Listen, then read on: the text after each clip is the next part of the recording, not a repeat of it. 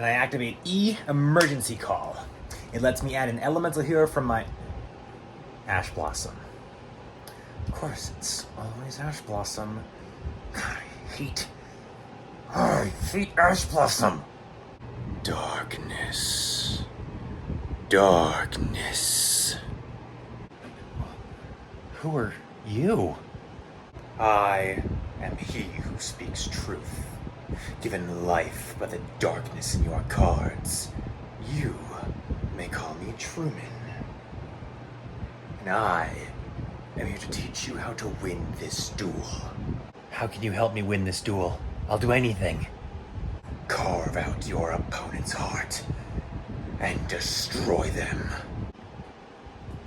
That seems a little extreme for a card game. Then continue to wallow in a world where Ash Blossom controls your fate. Do you have the knife with you?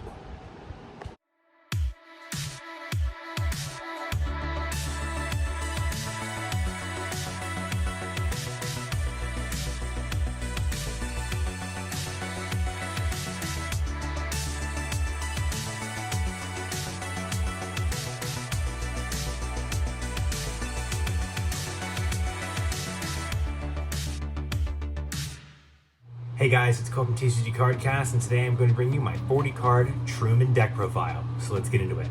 Now, Truman's deck is actually a really easy deck to build as well. A lot of these GX decks are surprisingly easy to build. Most of Truman's deck is just multiple different decks that I just kind of put together into one main deck.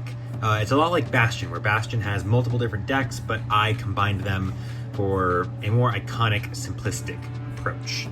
But Truman's deck is kind of split up into Dark World cards, random dragons, and then just like very generic monsters. So we're gonna go into these cards kind of piece by piece. Starting off with the main monster of Truman's deck, we have 3 copies of Dark Archetype, which is a Dark level 4 spellcaster effect with 14,400. When this card is destroyed by battle, you can special summon one monster from your deck with an attack less than or equal to the amount of battle damage you receive from the battle involving this card. Every single duel that Truman has starts with this monster.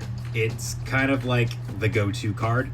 Then we have 1 copy of Volcanic Queen. Now there is a single duel where Truman plays a Volcanic deck, and I didn't include any of the cards from that deck. The only one I included was this one, because Volcanic Queen kind of just functions like a good boss monster, a good generic little boss monster. It is a Fire level 6, 25/12 Pyro effect. It cannot be normal summoned or set. This card can only be special summoned from your hand to your opponent's side of the field by attributing 1 monster your opponent controls. If you special summon this card, you cannot normal summon for the rest of this turn. Once per turn, you can send 1 other card you control to the graveyard to inflict 1,000 damage to your opponent. During your end phase, either tribute 1 other monster or take 1,000 damage. So it's kind of like Lava Golem in a weird way. Then we've got 1 copy of Twin-Headed Behemoth,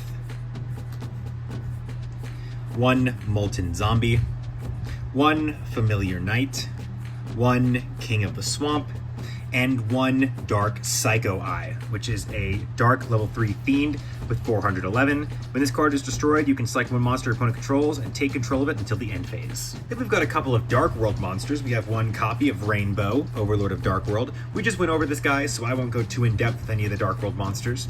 1 Silva, Warlord of Dark World, 1 Zur, Knight of Dark World, and 1 Brow, Huntsman of Dark World. And then the cards you're going to find yourself using the most in this deck, which are the dragons, 1 copy of Red Eyes Black Dragon, 1 Des Volstgolf, 1 Meteor Dragon, 1 Rare Metal Dragon, 1 Cave Dragon, 1 Infernal Dragon, 1 Spear Dragon, and 1 Spirit Ryu. A lot of those really high attack point dragon monsters are hiding in this deck. On to the spells. Again, a lot of these spells are just things that were good at the time. So we've got 1 copy of Future Fusion, 1 copy of Dragon's Mirror, 1 Polymerization, 1 Axe of Despair, which is an equipped spell. This card is always treated as an Archfiend card.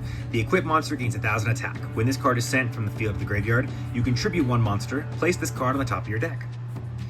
Then we've got a couple of those anime exclusive cards. We have one copy of Power Gift, which is a quick play spell. Send one monster from your hand to the graveyard to select one face-up monster your opponent controls. It gains attack equal to the attack of the set monster. If that monster battles, destroy it at the end of the damage step. So you kind of want to use this in combination with your Dark archetype. One copy of Thousand Punisher. Tribute one monster and select one face-up monster you control. Until the end phase, that monster's attack becomes 1,000 and can attack once for each multiple of 1,000 attack the tributed monster had. Then we got one copy of Flame Wall, a continuous spell. As long as there is a face-up Pyro monster in your graveyard, any damage you would receive from the effects of your opponent's cards becomes 0. And then the last of his anime exclusive cards is a copy of the Unchosen One. Activate only while your opponent controls 2 or more monsters. Your opponent must select one monster they control, destroy all cards your opponent controls except that monster. Then, special summon a monster destroyed by this effect in attack position. Then we've just got some very basic support cards for the other cards in this archetype, like Dragon's Treasure, Dark Corridor, Dark World Dealings, and then finally a Graceful Charity and a Pot of Greed. And again, the trap cards in this deck are all just cards that were really good at the time. We've got one copy of Mirror Force, one copy of Draining Shield, one copy of Skill Drain, 1-0 Gazer, which is a trap card. You can activate this card when a face-up attack position monster on your side of the field is selected as an attack target. That monster's attack becomes 0. Draw one card from your deck. Then we've got one Dragon's Rage and one Dragon's Bead. Now you're probably wondering, with all of these monsters in this deck, what are we trying to summon out with our fusion spells? Well, I'll tell you, it's 2 copies of Five-Headed Dragon. That's it. In probably his most iconic duel with Judai, Trueman uses Future Fusion, sending 5 dragons to the graveyard to summon a 5-headed dragon, then activates Dragon's Mirror to summon a second 5-headed dragon. It's kinda nuts. The only other fusion he plays is a copy of Meteor Black Dragon. Trueman's deck is kind of just a let me play what's good right now deck. It's literally just summon a copy of Dark Archetype, get it destroyed, take a bunch of damage, and either summon out a monster that can start up your Dark World plays, or a monster that can start up your Dragon card plays. And if you can, go nuts, use Future Fusion and Dragon's Mirror to make 2 copies of Five-Headed Dragon. Now, the only really genuinely important card that's in this deck that's never been printed is Dark Archetype. It is the iconic, the ace monster of this deck. It is the mascot monster of this deck. Even with, Rainbow and Red Eyes and Five-Headed Dragon and Volcanic Queen running around in this deck, this is always the card that you see and you go, Trueman's monster. It's just kind of how it is.